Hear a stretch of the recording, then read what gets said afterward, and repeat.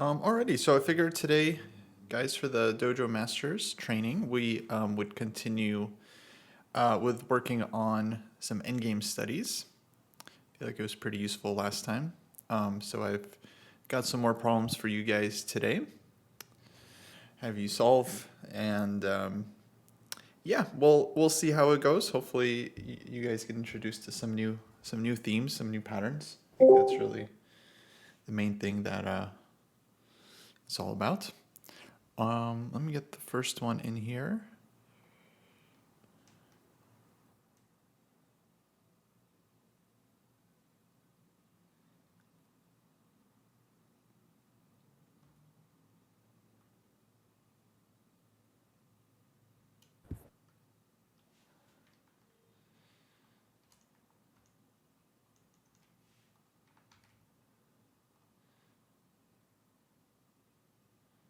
Okay, white to play. You guys, as last time, like let me know in the classroom chat when you're ready, and then I'll prompt you for your solutions.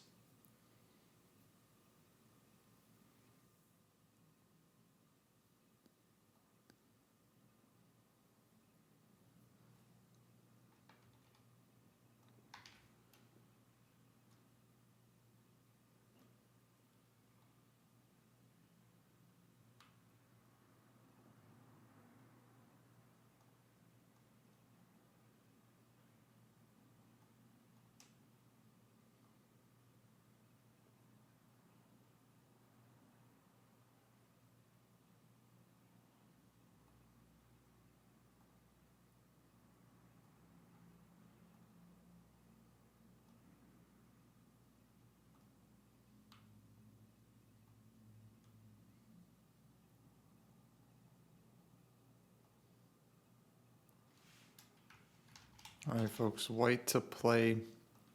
So, like last time, we're working on endgame studies, which are a great way to work on calculation, especially for advanced players. Studies really help you find very like unusual ideas. It forces you to be resourceful, forces you to be very precise with the move order. So I really, yeah, I can't speak enough about their value. So I got a couple more problems prepared for the group today. Hopefully they're not too hard, not too easy, but just right. You know, forces them to push a little and yeah, improve their skills, right? Because there's lots of elements to calculation. There's your visualization, there's your candidate moves, like your ability to find good ideas. Of course, there's that, you know, goes into a lot, right? Just, just being able to find good moves. Yeah, it's not easy. Yeah, at the end of that line, Dripman, I think black just goes rook a8, and we'll just take the pawn. Okay. Okay, looks like the group is ready, so go ahead. So there's, yeah, a couple variations I think white needs to see here. To me, it looks like a7 is winning with the idea bishop g3 check and then bishop b8. Yeah, okay, so let's say the first line, yeah, a7, if rook g8, Then and bishop bishop g3, g3, right?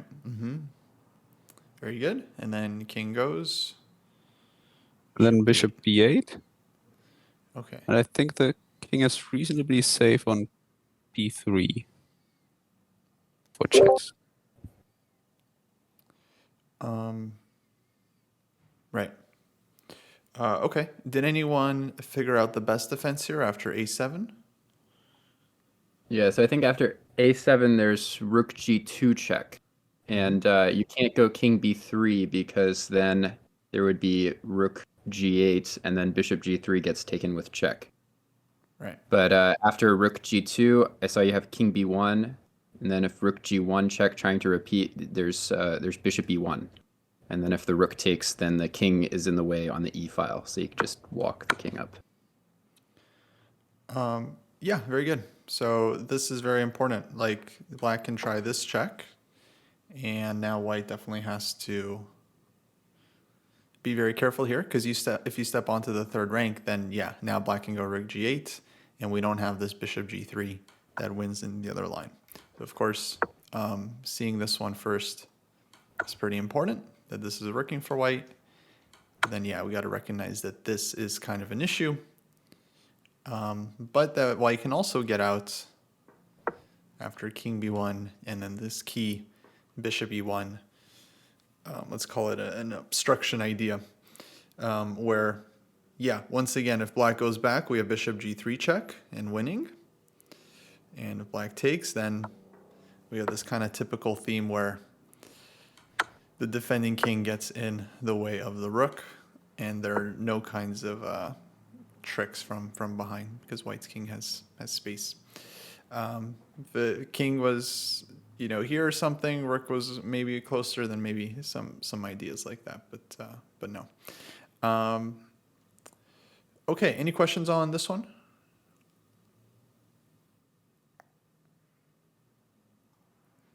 Cool. Let's go to the next one.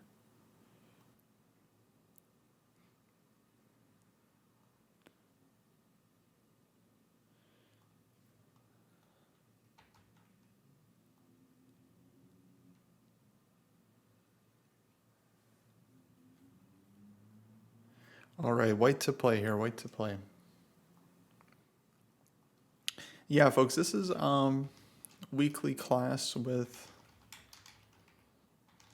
some of the members that are 2,000 plus in the training program. We just started a couple Sundays ago. The idea is to help them work on their calculation, as well as maybe do some sparring, help them train, facilitate some group work.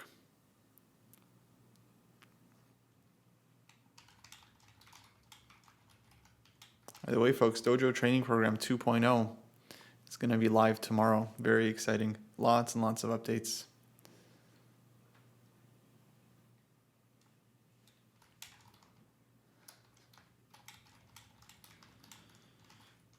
All right, let's pin this message.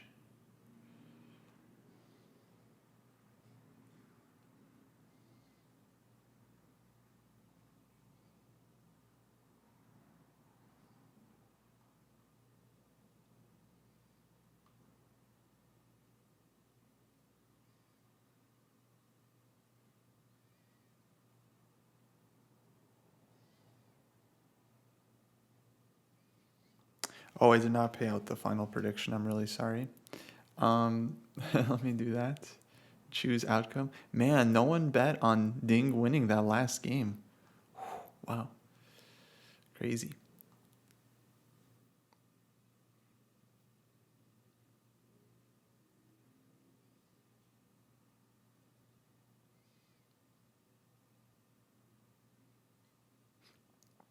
Is it tomorrow morning US time?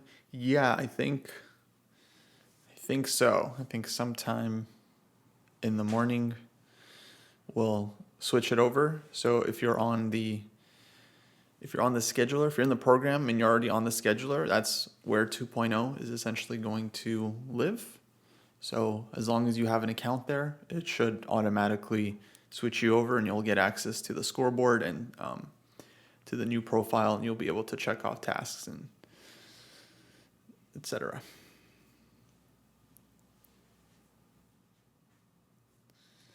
Yeah, we just started this class a couple of weeks ago. So yeah, just to give some of the stronger players some practice, some training. I think solving studies is definitely one of the best things you can do around this level in order to improve your calculation. But it's not easy. So you need some guidance. You need some problems that are not like impossibly hard. So that's why my role is to kind of select some problems that are, let's say, appropriate for this group.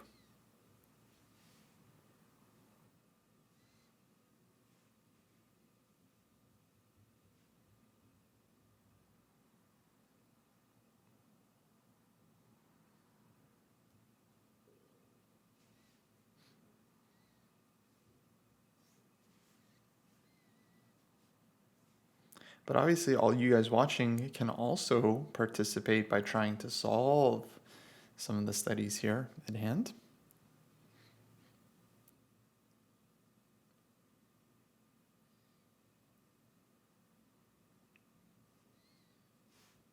No pressure, no pressure. But yeah, I don't want people to feel excluded because people are always like, how come you're doing it for this group and not for this? Well, everyone can participate. Everyone can solve the studies right now. But the reason we're focusing on the higher rated players is because they have fewer numbers, so they need more of a push to get things done.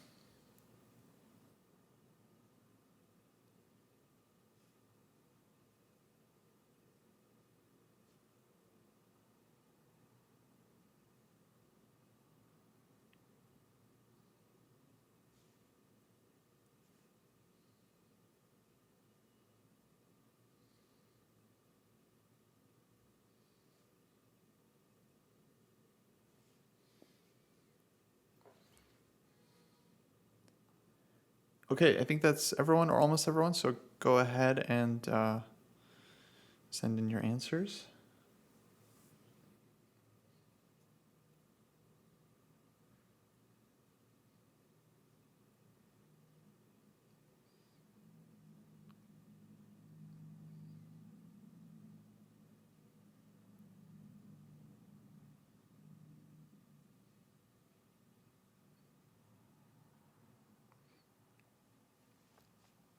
Okay.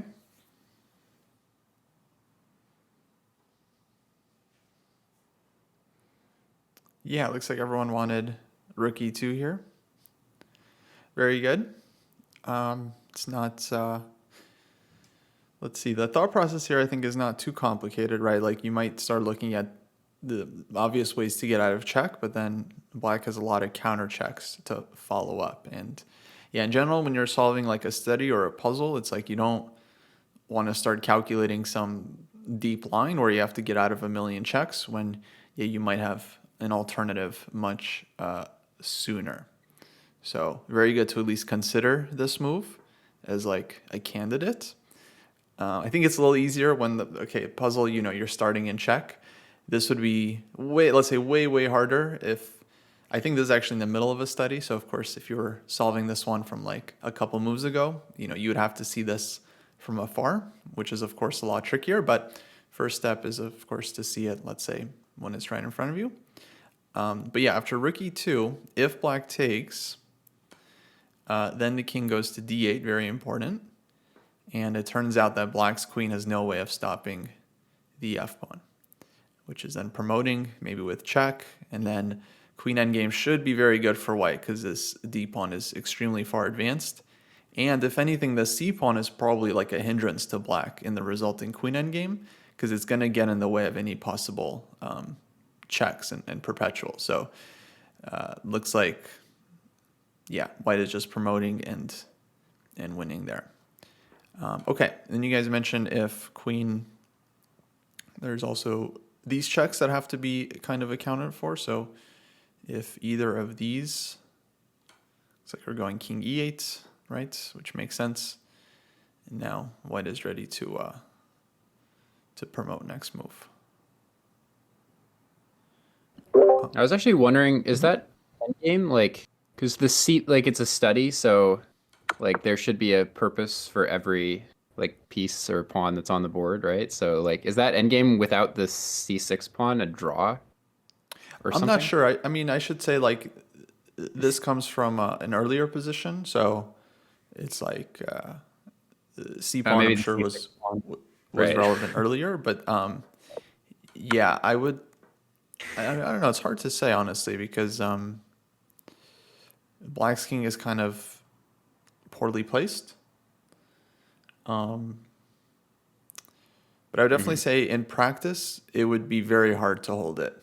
These queen endgames are so tricky because as a defending side, you might have a precise way to force a draw or have a perpetual, but it requires you to find a number of very precise checks, which is really hard to do.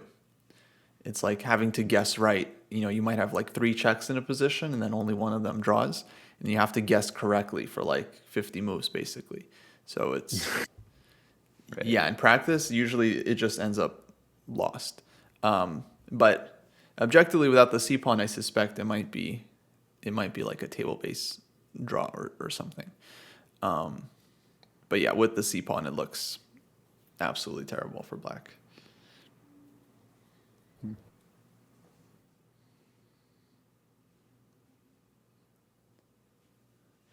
Okay, let's go to the next one.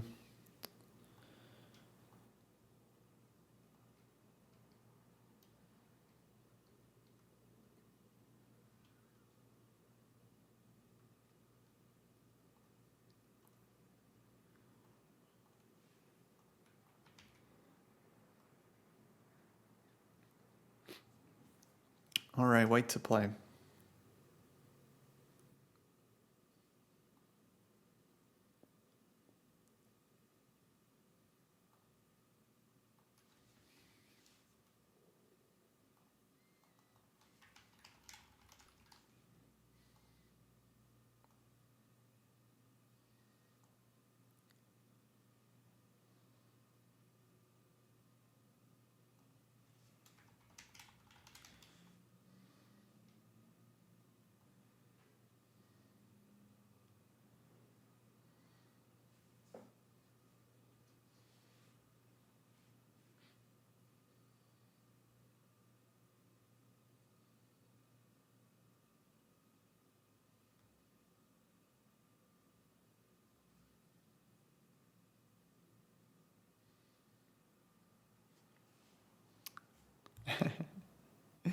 Yeah, if you guys recognize these from the course, that's fine. That's fine.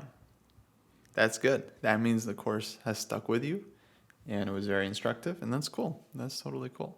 I still think they're instructive problems though, so that's why I'm. But also, I'm throwing them at these guys without any. Like in the course, like you have prompts, you have explanations.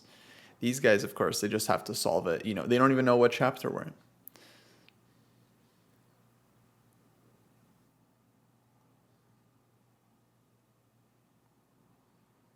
Okay, looks like everyone's ready. Let's see the answers. Yeah, I feel like this is a relatively easier one. But who knows? Maybe we tricked someone.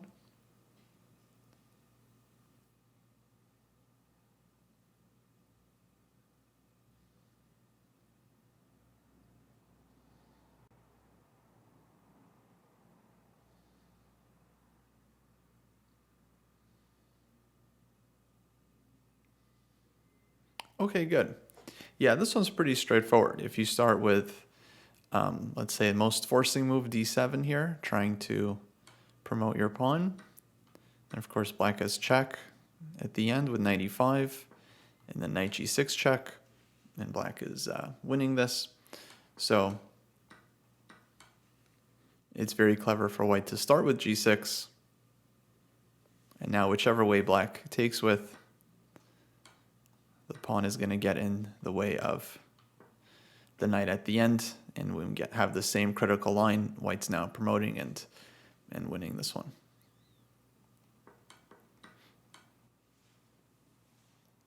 Okay, good. Pretty straightforward, but okay. I just want to throw that one in there. Nice job. Let's keep going.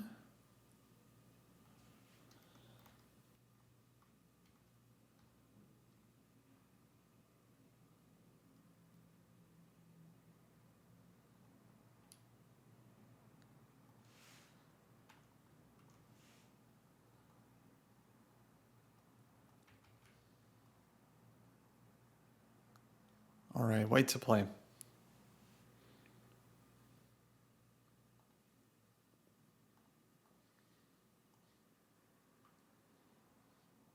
What I think of today's World Chess Championship games, I mean, it's great. It was a very exciting tiebreak.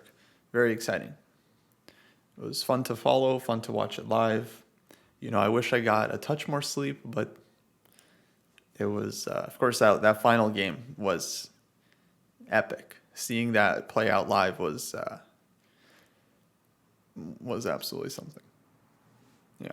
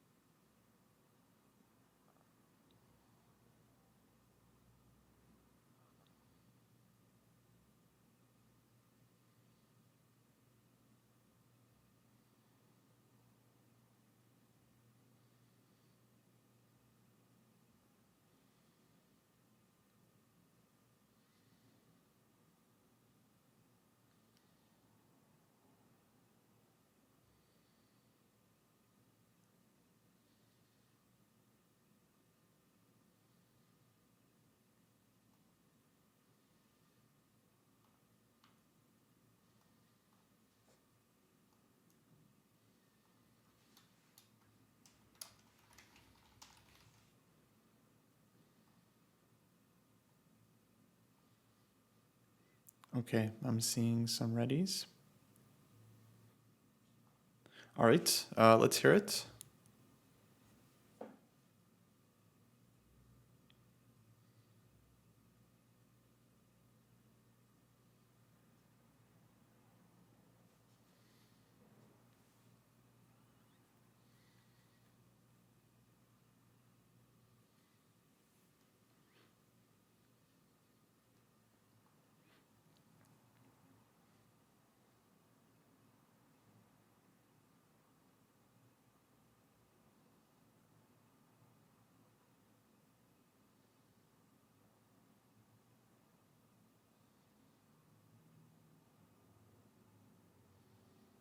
Okay. Yeah, it looks like everyone got the first move h4. Very nice, threatening bishop f7 check, which is a problem because black would have to respond with bishop g6, but then white's b pawn can promote. Or you can reverse the move order as well, throw the b pawn, and then if black takes, you have bishop f7 mate. So yeah, this one basically just about noticing this huge threat.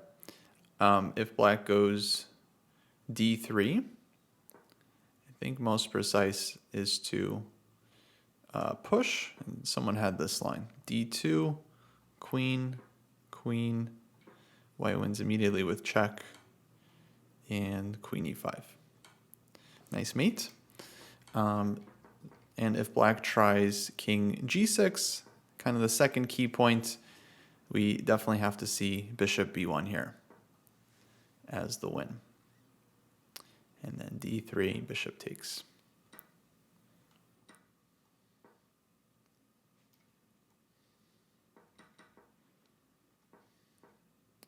Yeah. On bishop b1 first, there's a question. Yeah,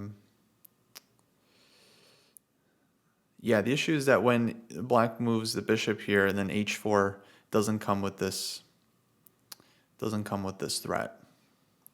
So h4 first, very important to threaten this big check. Okay, let me get the next one here. Well done. All right, now they're going to get a little bit harder.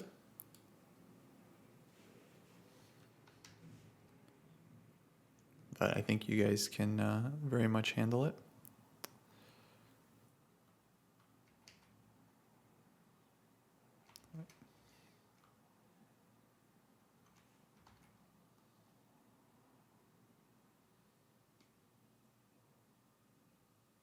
Okay, there we go. White to play.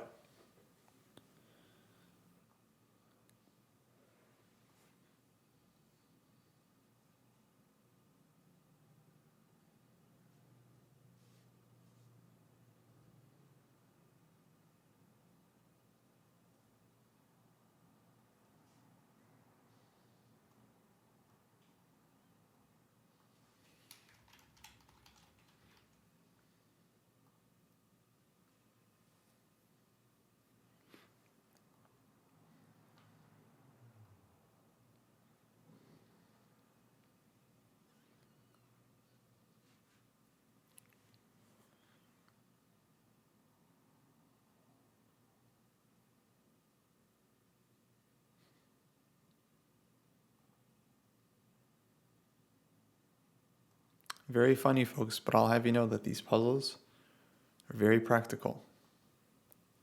And if you can solve this, you can solve a lot harder stuff, or a lot easier stuff, let's say, during the game.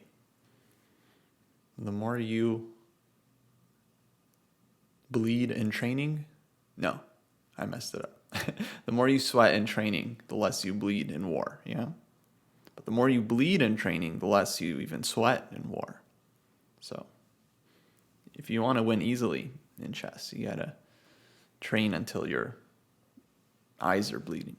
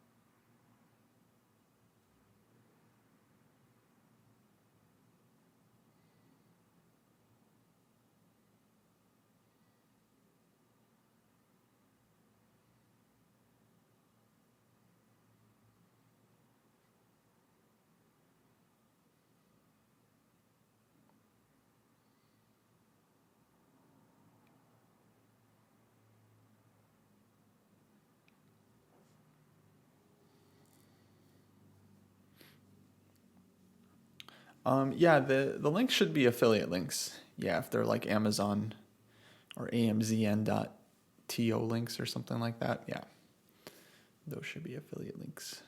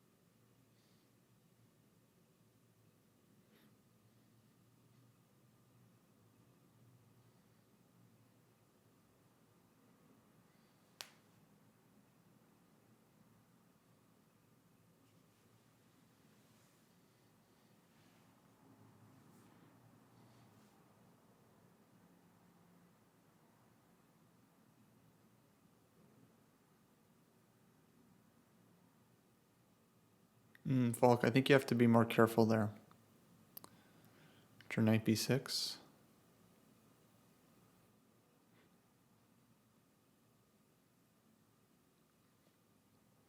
Try to be more precise.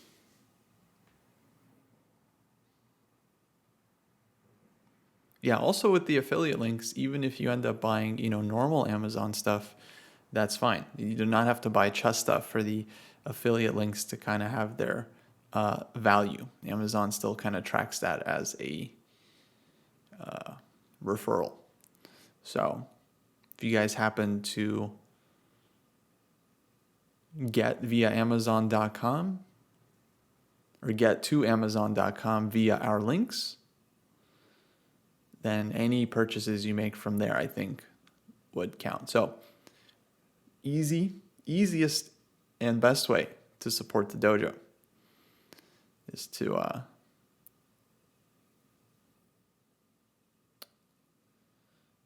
just do your regular Amazon shopping, but through the affiliate links. Because it doesn't cost you any extra, and then we get a tiny fraction of Amazon's cut.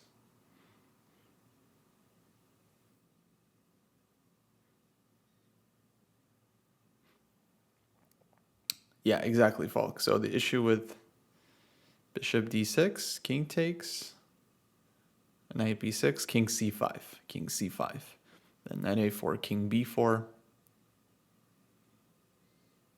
knight b2, king a3, and then black's going to take the pawn next. Not going to take your knight, allow a4, going to take your pawn next. So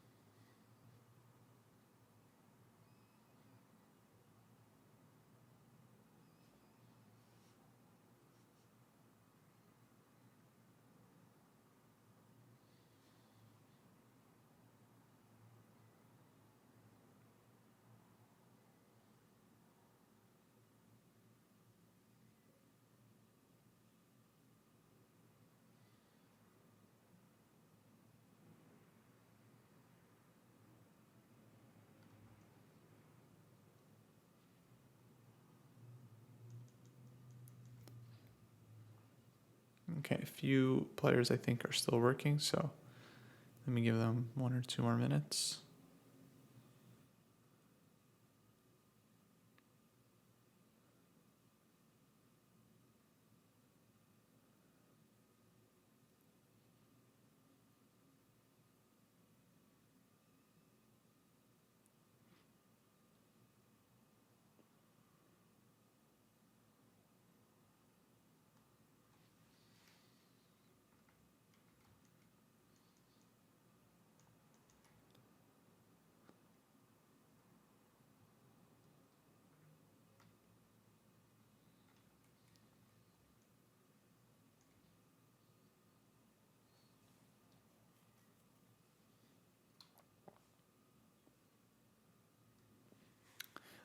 Not a difficult puzzle to solve if you know the idea. Yeah, I think there's a couple ideas you have to know to kind of solve this one, but I would agree.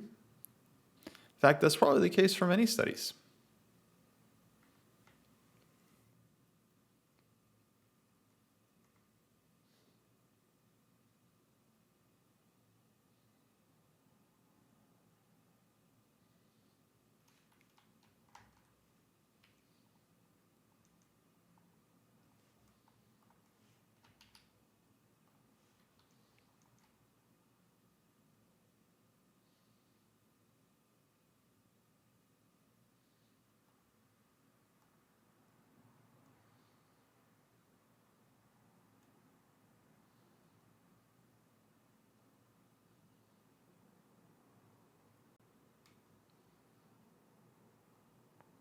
All right, guys, let's see your answers.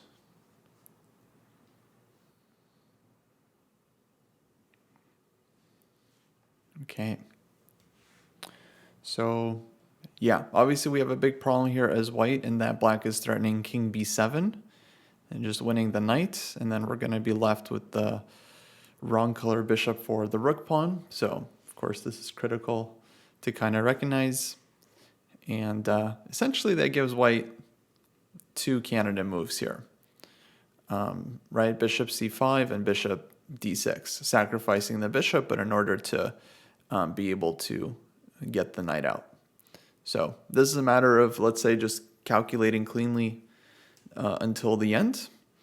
If bishop d6, the issue with this one is black can take. Then after knight b6, king c5, white's knight isn't able to get back to defend the pawn. Knight a4, king b4, and king is coming in. But on bishop c5, king takes knight c7.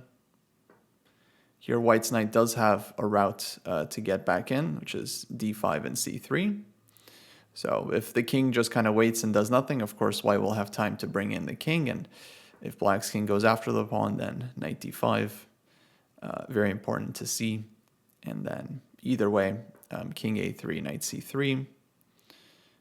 After king b4, you just have to see either a4 here or knight b1. I think both are winning at this point. And same thing if king c5, then you just have to see that the knight comes to c3, king b4, pawn comes to a4, and basically you can stop here, right? Once we see that the knight on c3 cannot be taken, because then the pawn will just run, black's king is stuck, and white's king can slowly walk in and win the game.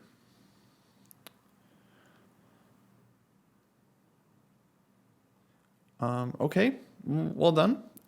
This one's not easy, but I think very doable because you essentially have two moves. You have to kind of look at them both. If you look at bishop c5 first, you might realize it's working.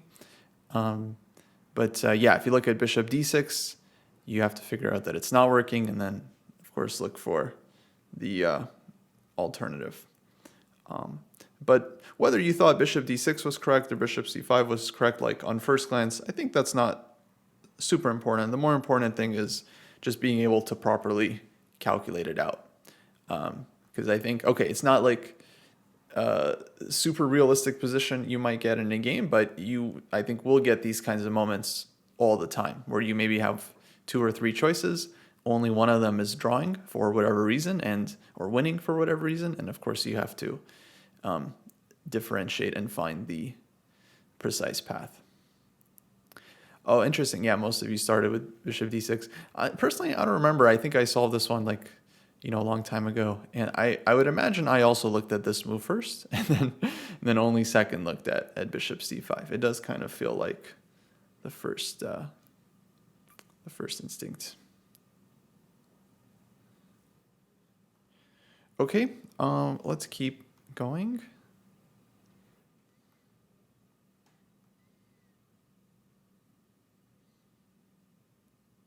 One question. Yeah. After, I think, third move, black can also play king c4 instead of king b4. Mm-hmm. And at first, at least in the calculation, I found this. Yeah, here king c4 instead of king. And at first, I had trouble refuting it because when calculating, I found it difficult to even consider king g2, just do nothing and Uh-huh. wait before the king goes to b4 and c3, and then white can do the same maneuver. Because here I tried for a long time something like knight e6 or so, and I think then maybe black is in time to catch my pawn. Yeah, no, actually, it's a great question, right? Because if white, I think that tries anything active here, then it might spoil the win. Like a3, something like this, right? You end up not winning. But yeah, just king g2, and then the point is that black has no way to make progress because king b4, right? We have the same idea, and then if king c3, you can do this one as well. I think. Or actually, on king c3, you can just keep waiting, right? There's still no threat. So, yeah, this is one thing that studies do kind of help you with. It's like this muscle where you have to remember that you don't always have to do something active in the position.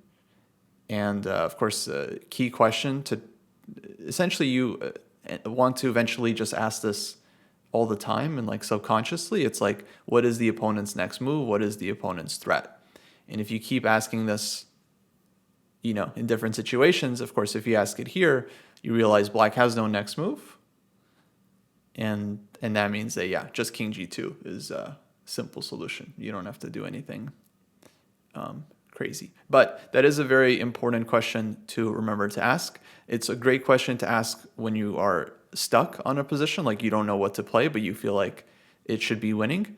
Always try to ask, like, what's the opponent's next move? And then that might give you a hint. Either you need to stop something, or they have no next move, or their next move, runs into some idea, so you can think prophylactically. But yeah, that's definitely kind of an important theme.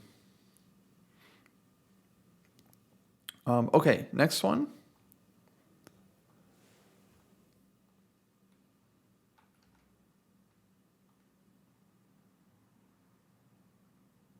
Oh, sorry, my bad. I thought I copied in the right one.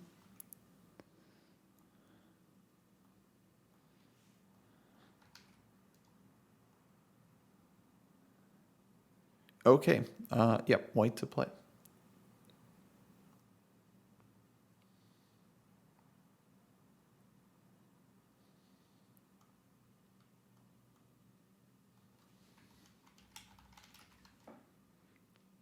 All right, another one here. As usual, I am trying to keep these to feel very realistic, like they could have come from real games, or this could be like a variation in a game that you're analyzing, and then you're trying to figure out, oh, is this position winning? And yeah, in general, I think it's good practice just to solve like little puzzles like this one, where you might have a win, but you're gonna have to be super precise.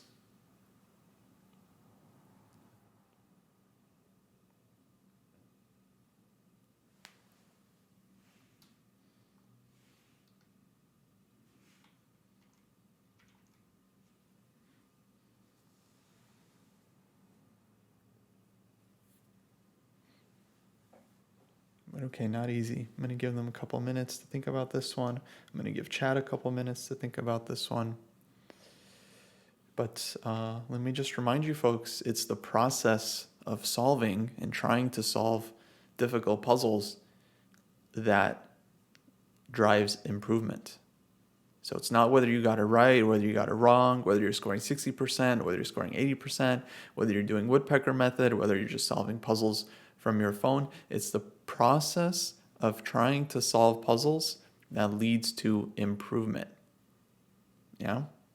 The process of like trying different moves. Does this work? Does this work? Can I play this? Oh, can black defend like this? What happens if this? What happens in this? It's that analytical process followed by seeing the solution and reconciling the solution with what you were thinking and seeing like, oh, I didn't see this idea or I didn't see this move, and seeing the differences between the ideas that you were able to find and then let's say, the solution or the correct ideas in the position, seeing what you missed. Yeah, it's very, very important.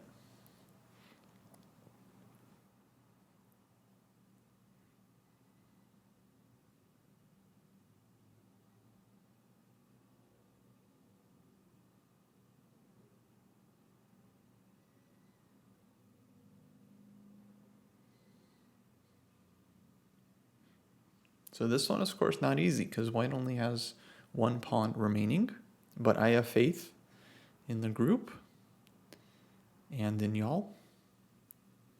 I don't think this one is actually in Endgame Studies 101.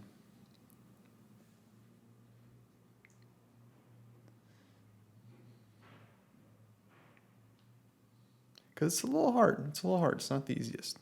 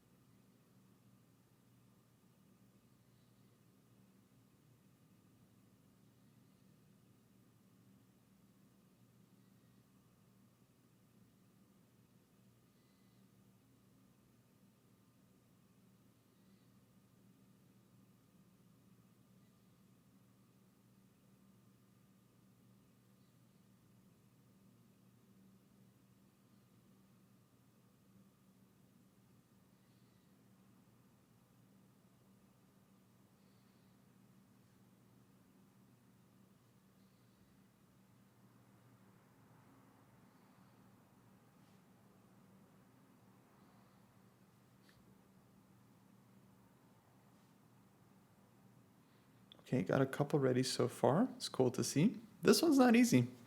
This one's not easy.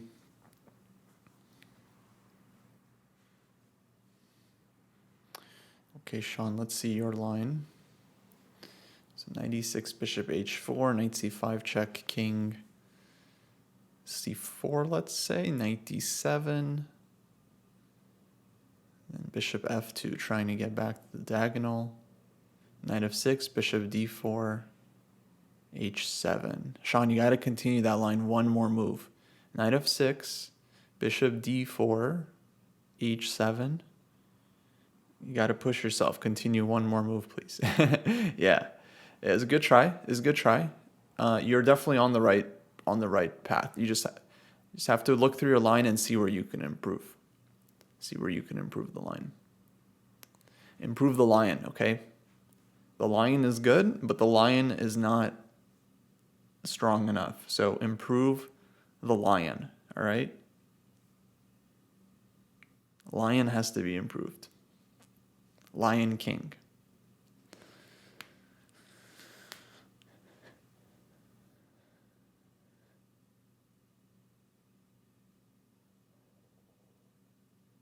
So you have knight e2, then black's only move is bishop h4 to stop the pawn.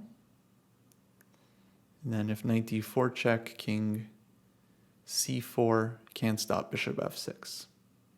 All right, therefore you got to start with knight e6. So knight e6 is a good start, but then black has either bishop g3 or bishop h4. You got to account for.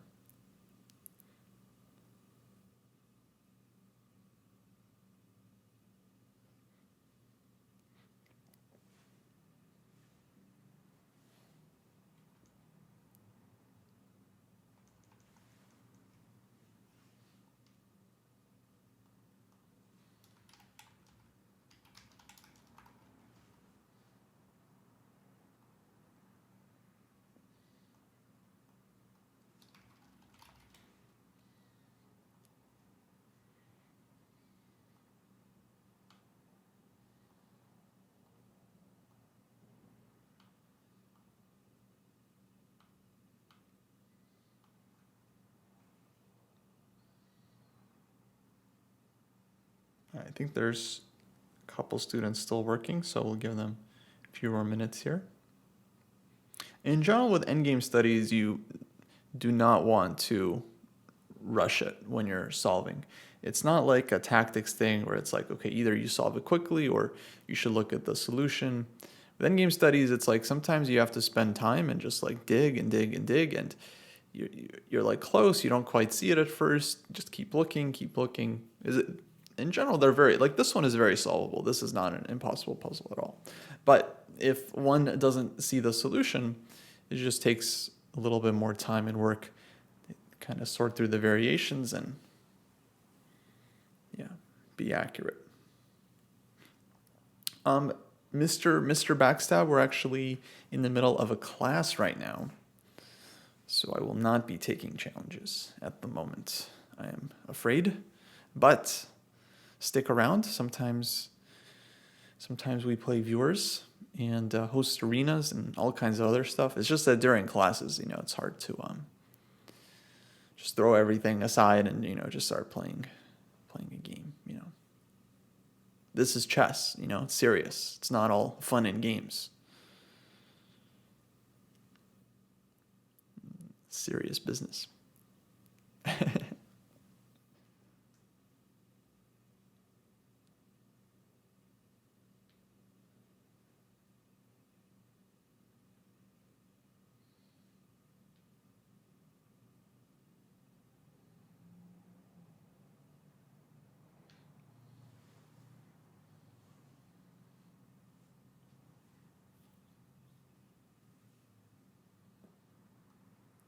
Let me get the next one ready here in the meantime.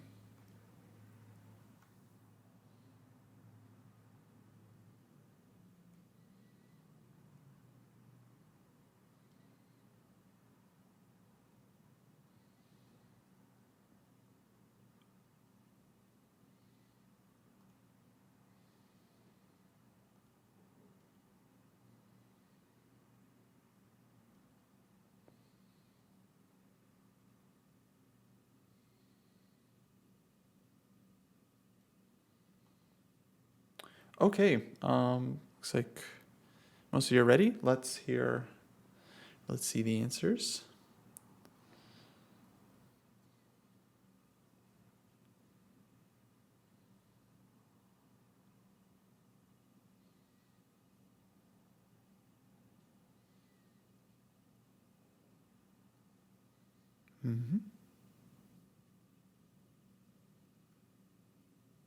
Okay, so we have knight e6 as the first move. Good. All right, so yeah, of course, white is left with this one h-pawn. So our only chance to win is to be able to promote. And if black's bishop is able to get to this diagonal, then essentially there's just not going to be a win, right? The bishop will always be able to sit, and white will never be able to block it. So in that sense, this almost makes it kind of like a process of elimination puzzle, where it's like, all right, you just have to stop the bishop from getting to d4, or to this diagonal. So after knight e6, black, of course, has a couple options. One is bishop g3, one is bishop h4. So bishop g3, and I think, Chessmeister found both lines. Knight d4, knight f3, and it turns out the bishop has no way of getting back to the diagonal, right? This is covered, this one's covered, this is covered, and that's it. h7, h8 is coming next. So that's one line. Second line, also very important, bishop h4 or bishop e1, kind of amounts to the same thing. Then white has to see knight c5 check, followed by putting the knight on e4. And then once again, everything is covered from the bishop.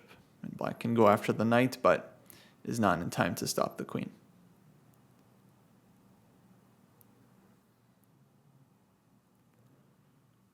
Okay, any questions on this one?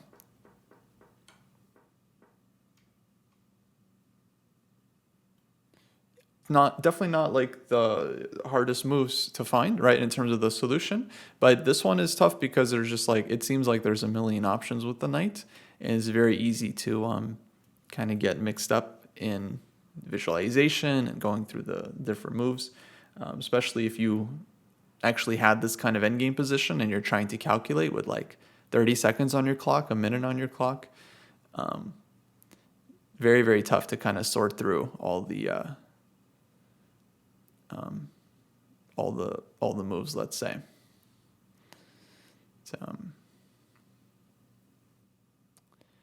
But yeah, I think solving more of these definitely helps you with the in terms of, let's say, the feeling for like piece harmony and finding some of these patterns, like with the knight check and how it dominates the bishop. Yeah, sometimes knights can be heroes too. Okay. Let's do this one.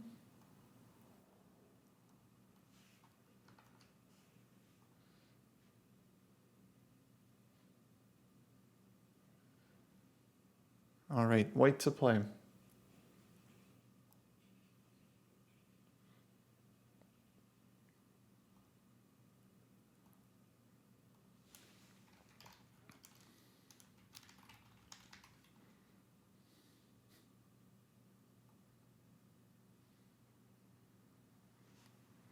Okay, next one here. I like this one because this is like, I think if you gave this position to most players with not a lot of time, they would just blitz out rook h2, and that's it. You know, you just play rook h2, you just keep going. But of course, since this is a study, you know, you're forced to kind of think and calculate and actually consider whether this is winning.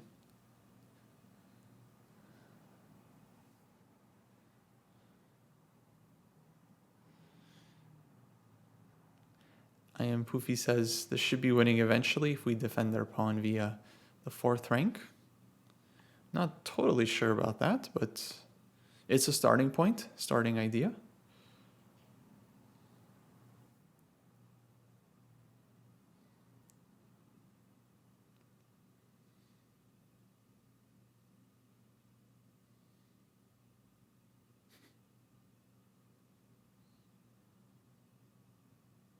So for rook c2, bishop d5, h5, king takes h5, rook c5. Okay, that's definitely a start. But rook c2, bishop d5, of course, is not forced for black, right?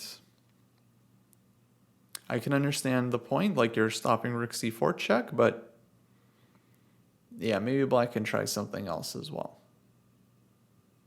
Because black has more than one way of going after this pawn, trying to eat it, you know?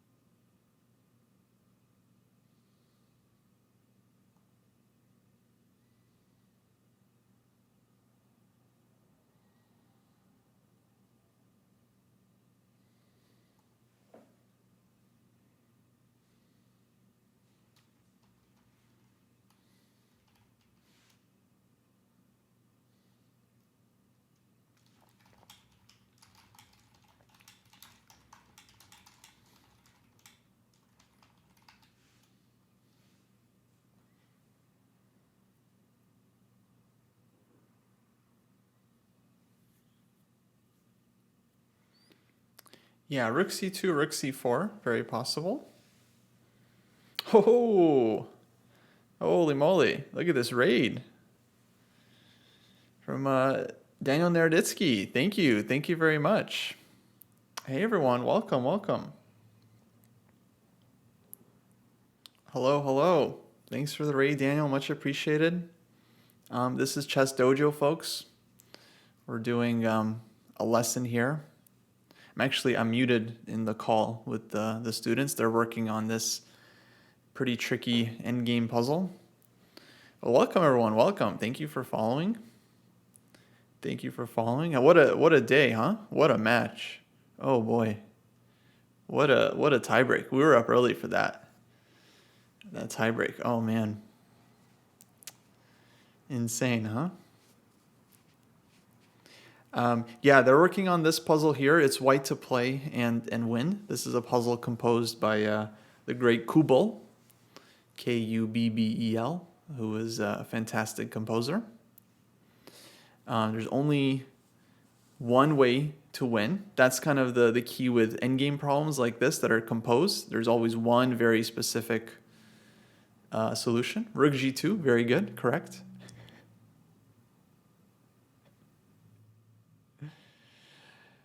Yeah, Kubbel has some very, very nice studies. Yeah, definitely one of my favorites. Yeah, Trotsky as well.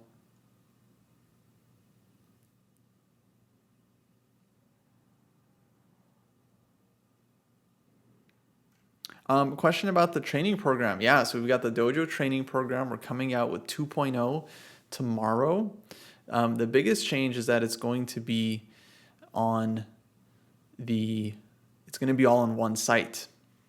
And you're going to be able to see like your training plan, your progress, your time usage, all the stuff you've been working on, the people in your cohort. It's going to be very, very cool. We got this training program for anyone that is not aware in the dojo. And essentially it's a program. It's like a plan for anyone to join from 0 to 2,500 if they want to work on their chess. It's mainly geared towards like classical chess and like tournament players, but myself and the two other streamers on this channel, GM Jesse and IM David, we kind of outlined a universal program for people to improve their chess. You can see more info about it under the training command. I'll just put it in the chat. If you go to the site chessdojo.shop/training, you can see more info there. You can see like a sample plan as well. But it's very cool. We're very excited to come out with the 2.0 version tomorrow. Like literally tomorrow, May 1st. For some people, it's already May 1st, but they're going to have to wait a little bit longer for. But tomorrow, May 1st, like Pacific time in the morning, we're going to be switching over to 2.0, and it's very, very exciting. Because it's like a chess plan, but there's also like accountability there, and you can like track your progress and track your ratings. You can track your online ratings, so it's very, very cool. But anyways, that's coming out tomorrow. I think these guys are ready with their solution, so let's see what we got. Oh, I don't know if we did a shout out to Daniel, but let's do one. Really appreciate the raid there. And hopefully, did I spell? Is that the right? It's GM Nerdist. Thank you. Yeah, I messed it because his chess.com username, I think it's got Daniel in there. So, all right, it's just GM there. No one follow GM Daniel Naroditsky. Only follow GM Naroditsky on Twitch, please. Thank you very much. Oh, wait. We're not rating. We're not rating.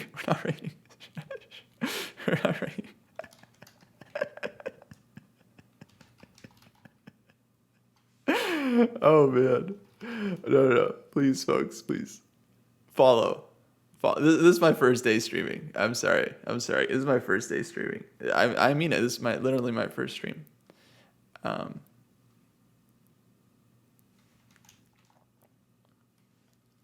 Yeah. Can we get a shout out? I think maybe there's a mod that can shout out the correct GM Nerditsky Twitch stream, please. Okay. In the meantime, oh no, I think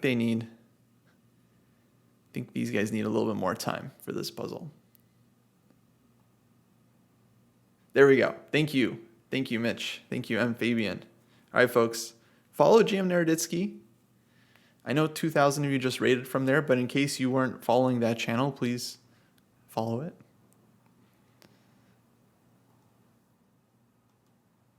And yeah, we're about to get into the lines for this one, because this one's tricky. This one's not easy.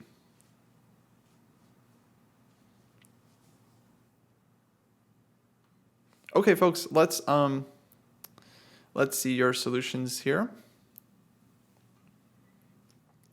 So a number of candidate moves. Rook h2, rook f6, rook h6, rook c2, etc. This one's definitely a hard puzzle because it kind of looks like black is going to be able to pick up the pawn almost no matter what, because black has a plan of course, black wants to take, but black can also like put the king on h5. So for instance, someone mentioned that like maybe rook c2, but the issue with this one, I think, is let's say bishop d7 or bishop f3 maybe. And the problem is black is now threatening to take. If you go rook c4 check, king h5, it's very hard to stop bishop g4. And king takes h4. So I thought rook c2, and then if the bishop went to f3, could you like try to play rook c3 or something and prevent the king from moving up to h4? Because you're also threatening to take the bishop there. Yeah. I mean, not that doesn't really matter, but rook c3. So then how does black hold here?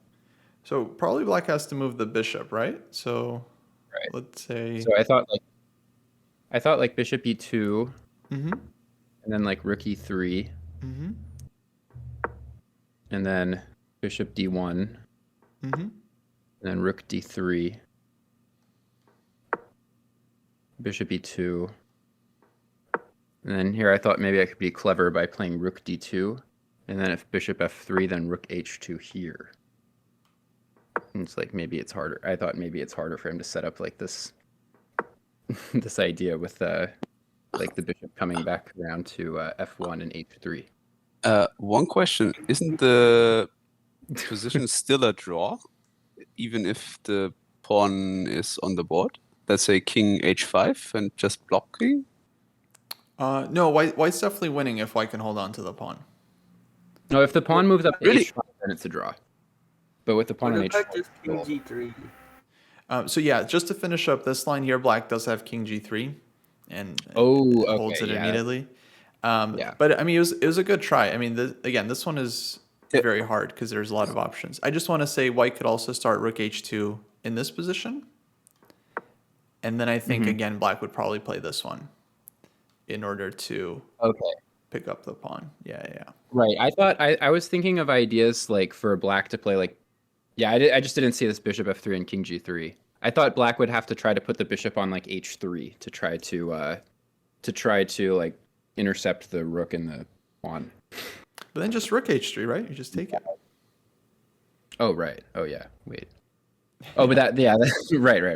But that's okay. That was It's fine. working if you put the king on h5 and try to guard the pawn from like the fourth rank. He puts the bishop on like on g4. Right. Okay. Yeah. No, this one is tough for me. No, for sure. It's not easy. To answer the other question, if we just had something like, let's say, for example, black allowed this,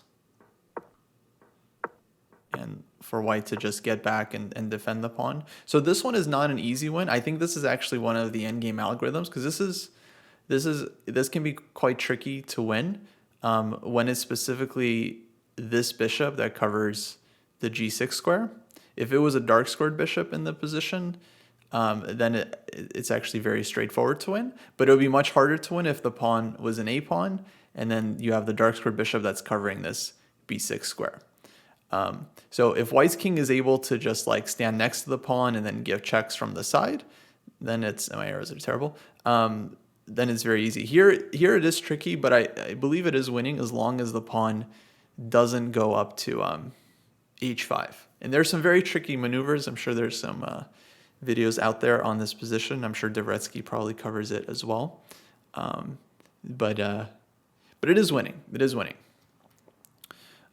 So yeah, the key struggle here for white is how to actually hold on to the pawn.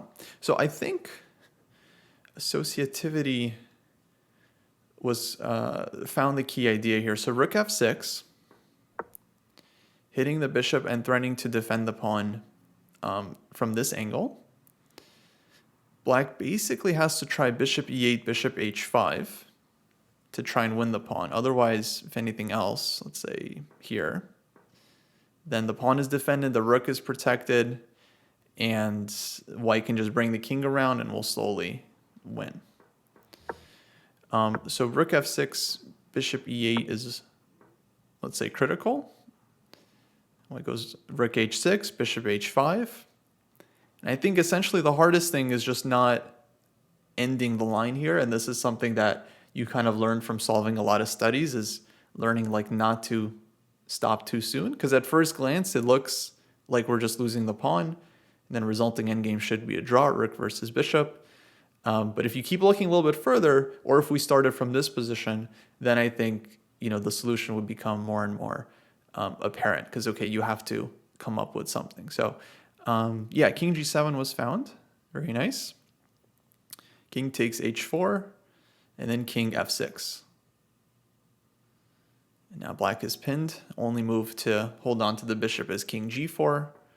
And then white has very important final move, rook h8, to cover this square. And essentially, black is about to get into Zugzwang. King h4 is now forced. And then final move before resignation, king f5. So this is not like super hard to find, I would say, from here. You know, if this was move one of the puzzle, then it's like, okay, process of elimination, what can you do? You're losing the pawn. If black can take the pawn and then unpin, it's just a dead draw, right? So you have to find some idea. But of course, from the starting position of the puzzle, it's very easy to see this, see bishop e8, bishop h5, right? And then just like discard it. So some of you guys might have seen this line and then stopped after bishop h5, yeah, because it looks like you're losing the pawn. Yeah, exactly. What's a bit funny, it helped me to solve the study because I thought that if white guards the pawn from, let's say, c4 or something like that, that the position is drawn because black can arrange defense with getting his bishop to the b1 and h7 diagonal. But probably he can't hold it in this case. Yeah, sorry, you were saying if the pawn was on like c4? No. If the white guards it on the fourth rank with rook c4, and the bishop is on the b1 h7 diagonal, and the king is on h5, I thought that this one is a draw, but probably it's not. Oh yeah. I think if white can hold on to the pawn, it should be good. But the issue is like, yeah, the bishop always gets to g4, and then yeah, you can't hold on to it. Yeah, no, it's tricky. It's very tough. But okay, that's why I gave it to you guys, because it's hard. But I think the process of trying to solve it is what's kind of valuable, right? And just looking at all these different ideas. Who knows? Maybe you might use this in an endgame one day. I remember I had an endgame position where essentially it was very similar. I had an extra exchange and a pawn, and if I can just like defend the pawn, then I win the game. The pawn was on e6, I believe, and black had a dark squared bishop. And I had a choice, you know, actually, let me see if I can move the pieces around.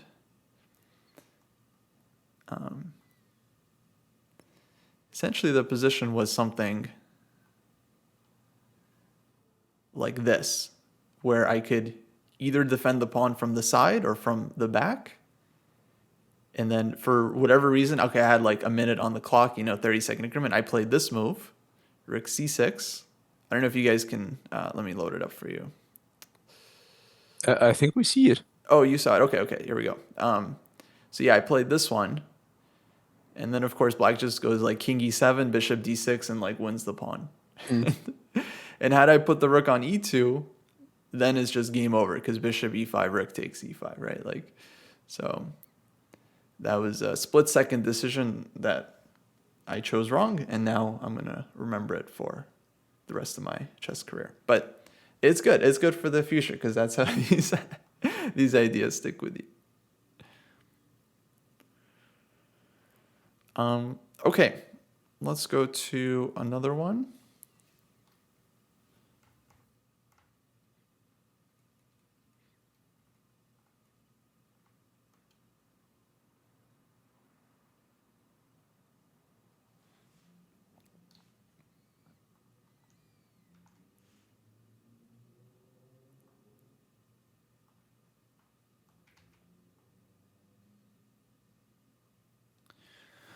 All right, white to play.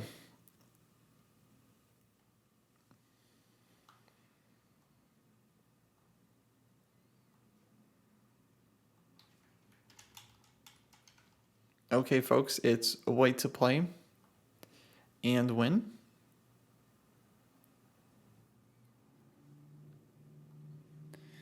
It's definitely not an easy puzzle and requires more than a one-move solution.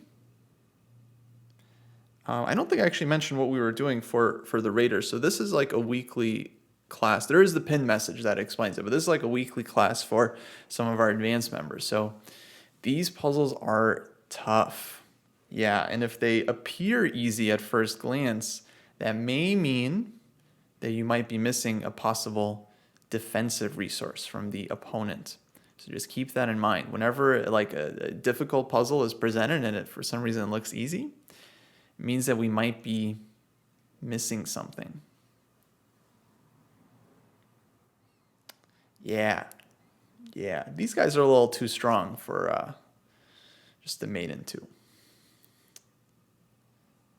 Yeah, come on. Give us some credit here. Oh, folks, I need to be right back. Just give me a minute. Feel free to keep working and suggesting solutions. Some of these puzzles are from my Chess Bowl course. Exactly. Not all of them. I forget which ones, but some of them are. This one might be. If it is, it's definitely one of the harder problems. Okay, folks, I'll be back in 1 minute. Enjoy the chair, and see you all soon.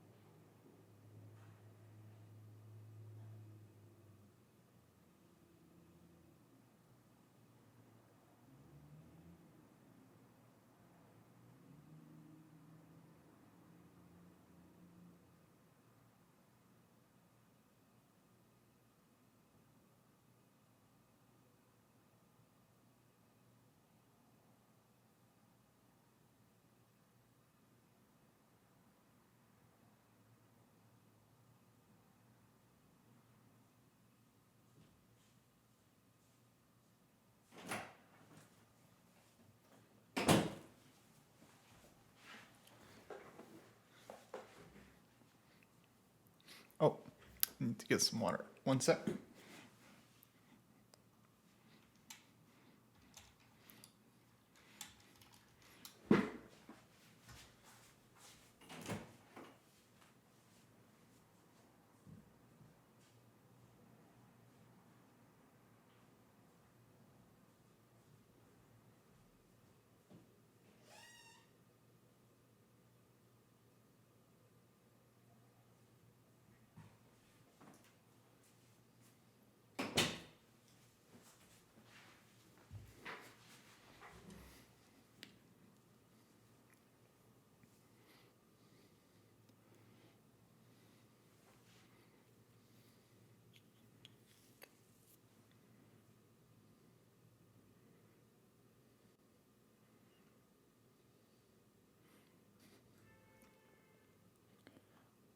Okay, folks, let's see the answers.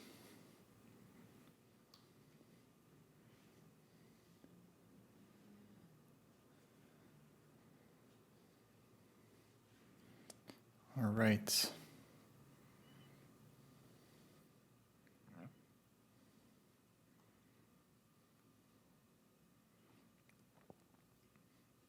So yeah, this one I think is similarly tricky because it feels like there's a ton of moves and options.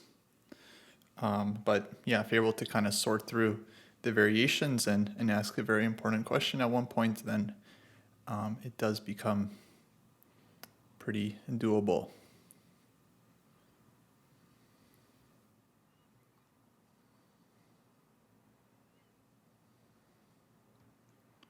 Okay, so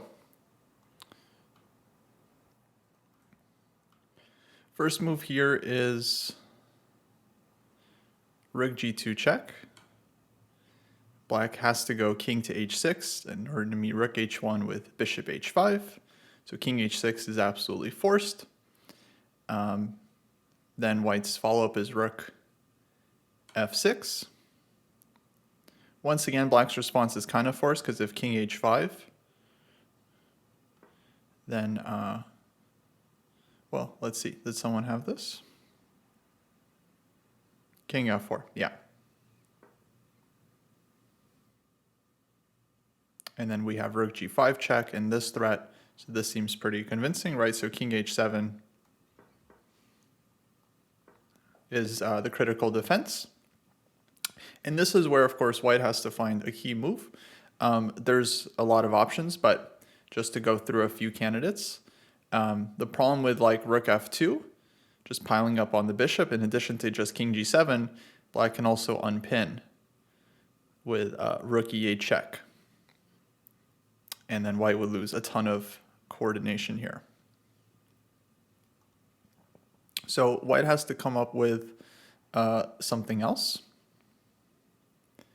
And this is where I would say it's very, very useful to ask this question we discussed earlier, which is like, what is black's next move?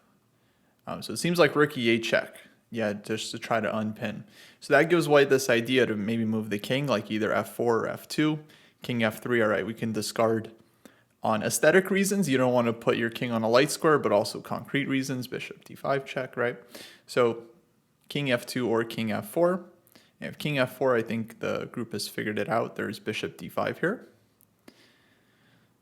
And amazingly, it saves for black. I mean, it's kind of incredible, but rook on g2 is hanging. If rook h2 check, king g7 defends this rook. So white has no way to win here. So instead, king f2, exclam, wins for white because it removes this idea of unpinning with tempo. So then the bishop would just be lost. And black has to make a move. Now you might ask, like, what's white's threat? But before we have to think about white's threat, black has to make a move. And it's actually very hard to find a good one. If king h6, of course, or if king h8, rook h6, of course. Otherwise, bishop is just lost. And then the key point here is that on bishop d5, this one's now defended. Yeah, so white can just take and win this. Okay, let's see. Question from Trophy King. Yeah. So what happens on... So that's the solution. Hopefully that's clear. The question is what happens on rook g1? Yeah. So other than king h6, let's say what about king f6 here? Rook f2 check. F2. Let's say king goes somewhere, and then you want to double. Yeah. Okay. And then this position. Because I'm playing rook f6 next, force your king to e8, and then just go king d4 and you're in zigzag. Yeah, this looks pretty dangerous for black. In fact, you...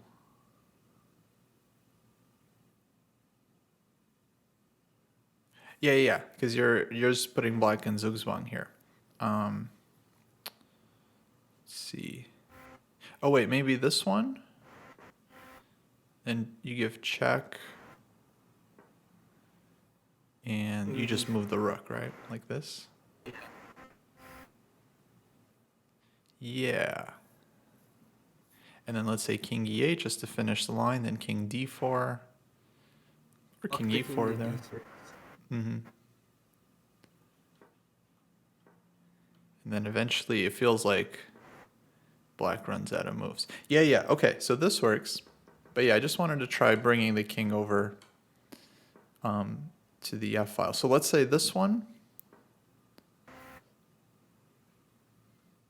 Rook h1 check. Rook h1. Oh, Let's- there's king g7. Yeah, here king g7. So for rook h2, Yeah. this probably holds, right? Yeah. So you- Mhm. And then on this one, now bishop h5, I think rook d5 looks bad for black. So yeah, king g7, and then it seems like you'll be able to get this in. Okay, thanks. Yeah. Okay, but it's very tough. But once again, it's one of those puzzles where it's like you have to kind of, let's say, keep thinking. Like you can't stop too soon. I think rook g2, okay, is not hard to find this move. It's not hard to at least consider rook f6. But then in this position, it's like king f2 is not the hardest move to consider. The hardest thing is just like, or let's say it's not the hardest move to figure out, but the hardest thing is just realizing like, oh, you just need like a quiet move in this position, and black is left without a way to fix their pin.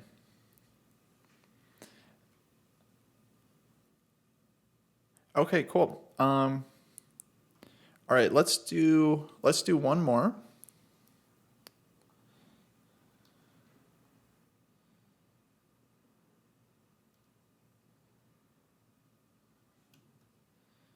I like this one. It's kind of a famous one, so some of you might have seen it, but that's okay. All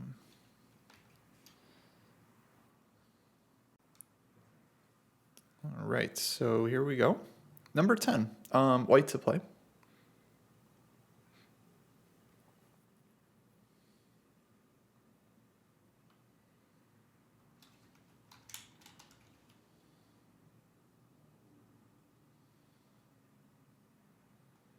Okay, all right, I'm muted with the group, so I can get back to Twitch chat, answer some questions. Oh yeah, so what did I mean by the crucial question that helps solving this? So the key question is, what is the opponent's next move? A lot of times that helps with finding zugzwang or zugzwang positions. If you realize that the opponent doesn't have a next move, or they have one idea that you can maybe prevent, then it's very, very helpful to ask that, because that might give you the right hint about what to do in the given position. Yeah, there's definitely a full line here that white wants to find, so not just one move. What is the Dojo 2.0 program? So here at the dojo, we have a training program. Actually, it was released last year, last May, and it's been ongoing. I think it's been very successful. Collectively, we've had over 1,200 members, and in total, they've gained something like 70,000 rating points over the year. I mean, it's crazy. Like, we were tracking their FIDE ratings, their chess.com, USCF, Lichess. Everyone just tracks one rating. So it's not like we track all their ratings and we take all that. Everyone tracks one rating, and like collectively, I mean, the program gained just thousands and thousands of points. So the training program is essentially a universal plan. It's like a list of tasks, things to do, books to read, games to study, positions to spar for various different rating levels. 2.0, the 2.0 version of this program is coming out tomorrow, May 1st, Monday. And the big change is that we're going to be kind of moving everything to one place, because right now the program, it's like very scattered. There's a site, there's a Discord, there's a bunch of Google Sheets, there's like Lichess studies, it's all over the place. With 2.0, it's going to be essentially the site and the Discord server for training program members. And yeah, the site is super cool. There's a scoreboard where you'll be able to see everyone that's in your cohort, aka your group. You can see what they've done, what they've checked off. Yeah, it's very, very exciting because, like, we have a number of books in the training program. So we say, like, you got to read this book, you got to read this book. And then we have progress bars for the books, so you can like track your progress and see how much you've done, how much you've completed of the requirements. Major requirement, of course, is playing a lot of classical games, then annotating those games. That's one of the bigger tasks in the program. And yeah, as you play games, as you annotate them, you can then like check them off, and you get this like cool little progress bar, and it's awesome. It's very, very pretty. I think we'll release a preview at some point this coming week, but yeah, you can already sign up for the program, and then tomorrow everyone's just going to be switched over to 2.0 automatically, or you can wait till tomorrow and check it out. Then. How many hours would it require daily? So it's a good question. The program is basically all self-study. It's essentially, it's a list of tasks that we think one needs to do in order to advance. We split the program up into 100 rating point bands. So we start off with the absolute bottom group is 0 to 300, and then it's 3 to 400, 4 to 500, 4 to 500, et cetera, all the way up to 2400 to 2500. And for every 100 rating point group, we have a list of tasks that constitutes your training plan. Some of the stuff transfers from level to level. Like for every level, there's like an end game you have to learn. There's some middle game positions, some games to study, et cetera, et cetera. We do have a lot of more info on the site. I'm just going to hit the training command in the chat. And if you go to that link in the chat there, chessdojo.shop/training, you'll see a sample plan. You'll see answers to a lot of like typical questions. We have a FAQ page there as well. The ratings are essentially based on FIDE ratings because we wanted to keep it international and universal. But we have, if you go to the site, we have a rating estimator that you can use. If you don't have a FIDE rating, but you're trying to figure out which band you would be in, you can put in your chess.com, you can put in your Lichess, and that'll basically place you into which rating group we would have you start in. But the cool thing is that it's all subscription based. So if you sign up for any one plan, like 700 to 800, you get access to everything. So you're essentially signing up for the entire training program, and then it's just up to you which group you want to start with. If you want to start with the 800 group, that's fine. If you want to start with 1400, that's fine. If it ends up being like too hard or too easy, you just switch your group, and it's very, very simple. So by subscribing, you get access to the full training plan, like 0 to 2500, but you're only supposed to follow, one plan at a time, right? One 100 point range at a time.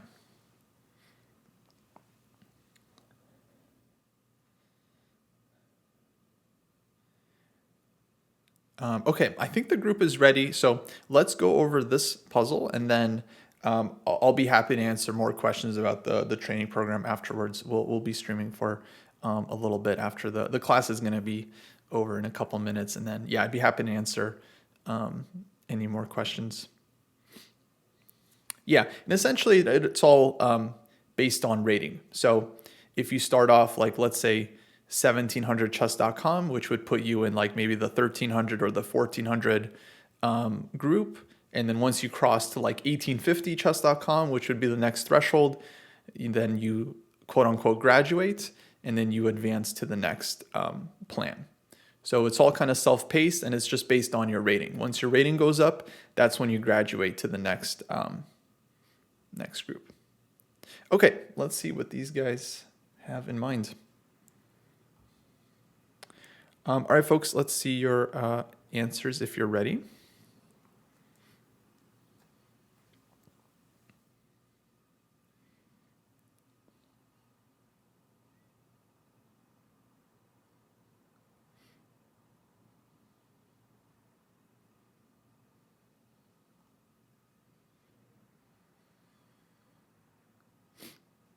Okay.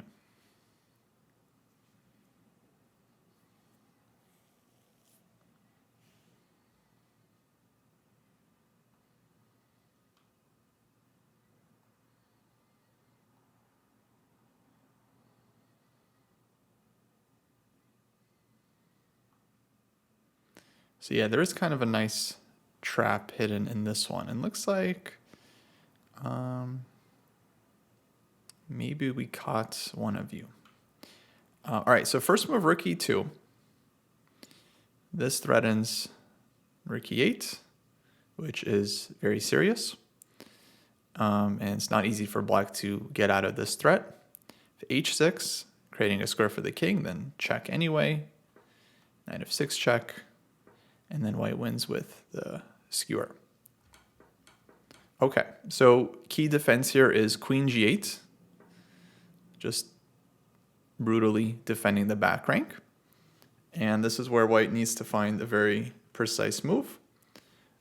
So what's the trick? The trick is if knight f6, which looks very strong, then what's the problem here?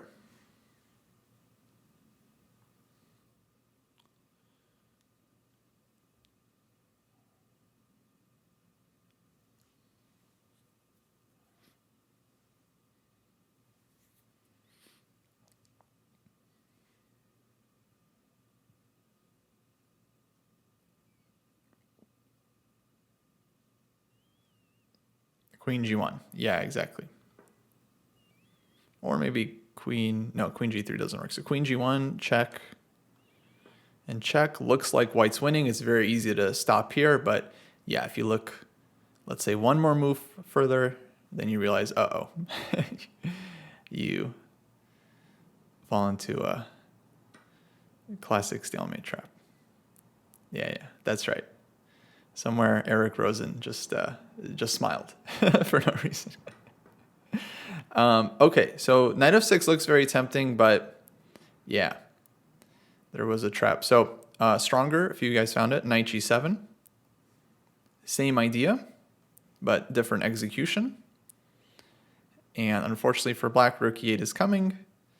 Anyway, you take this knight, the resulting king and pawn endgame is going to be a win, since white is promoting first and with check.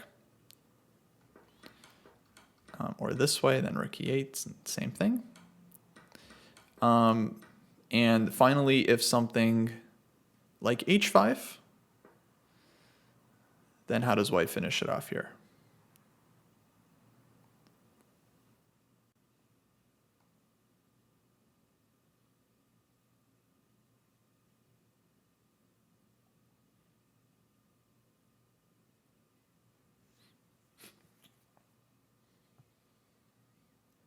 Yeah, rook e8.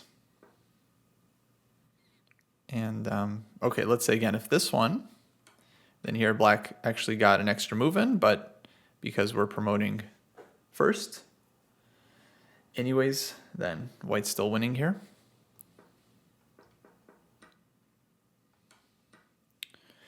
And then after rook e8, if takes, it's just kind of important to see that the knight is able to stop the pawn, able to stop both pawns.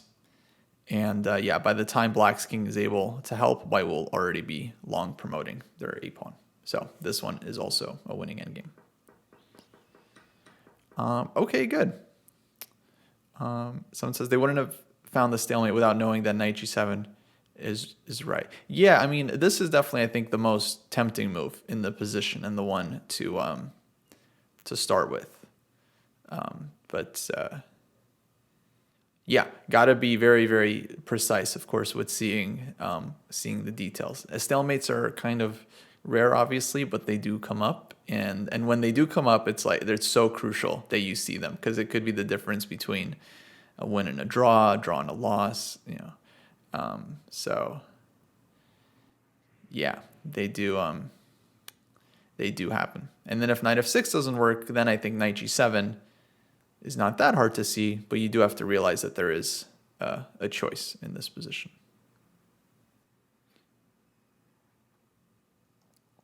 Yeah, if queen g3 in that line, then there would have been a fork. So that's the so it was only queen g1 that was saving black. Okay, any questions? I think we're gonna probably wrap it up after this one.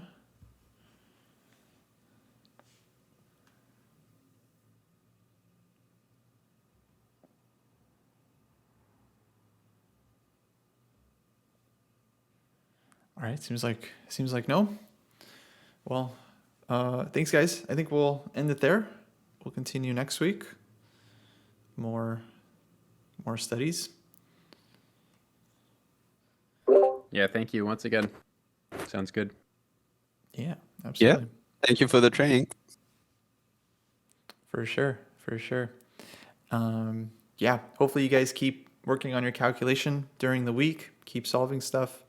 And yeah, we'll keep going with these.